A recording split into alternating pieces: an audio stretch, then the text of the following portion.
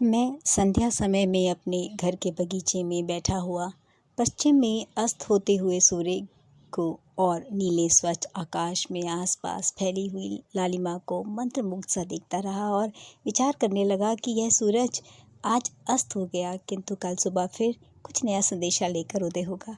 सूरज की यह आँख मिचौली तो हमेशा चलती ही रहेगी, लेकिन उस बूढ़ी औरत का ख्याल आते ही, जो कि शरीर से एकदम कमज़ोर हो गई थी, मेहनत मजदूरी करके जैसे तैसे पेट भर रही थी, उसके जीवन का सूर्य सिर्फ एक बार उदय हुआ था। उसके बाद जब से अस्त हुआ है, पुनः उदय नहीं हुआ।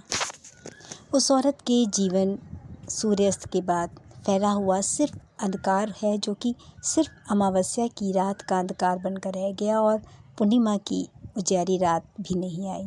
उस औरत का पति किसी कार्यालय में लिपिक पद पर कार्यरत था। उसका जीवन हंसी खुशी बीत रहा था।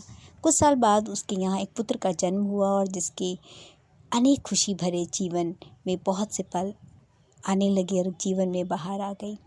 उन खुशियों से भरे घर में चार चांद लग गए। कुछ सालों उनका जीवन फलता फूलता रहा, किंतु एक दिन उस औरत की ज़िंदगी का वह मनहूस दिन आया जिस दिन वह विधवा हो गई। उसका पति किसी दुर्घटना में हमेशा हमेशा के लिए गहरी निद्रा में लीन हो गया। तब से उनके घर की स्थिति एकदम दयनीय हो गई, लेकिन वह मेहनत मजदूरी करके अपने बच्चों का और खुद का पेट पालने लगी। उसकी केवल एक ही दिली तमन्ना थी कि उसका बेटा पढ़ लिख कर कोई अच्छी सी नौकरी करने लगे। यही सोचकर वह परिश्रम करके अपने बेटे को पढ़ाने के लिए भेजने लगी। उसने अपने बेटे को किसी प्रकार का कष्ट नहीं होने दिया।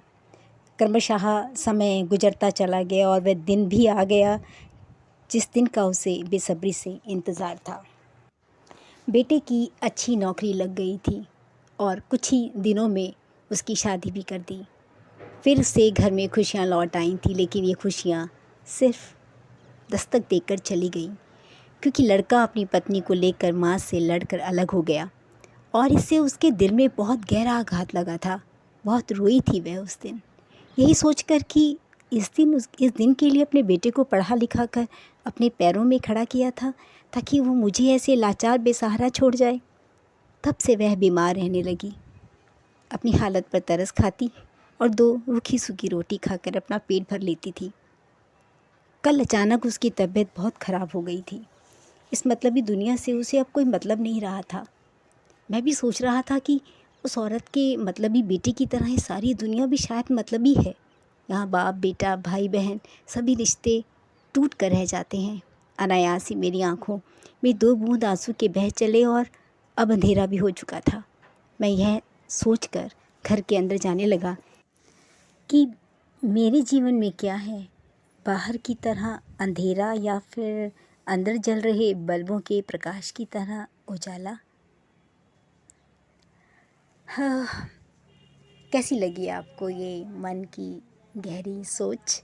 पसंद आई है तो लाइक कीजिए, सब्सक्राइब कीजिए और कमेंट्स लिख के ज़रूर बताएं। इससे भी ज़रूरी ख्याल रखना ना भूलें।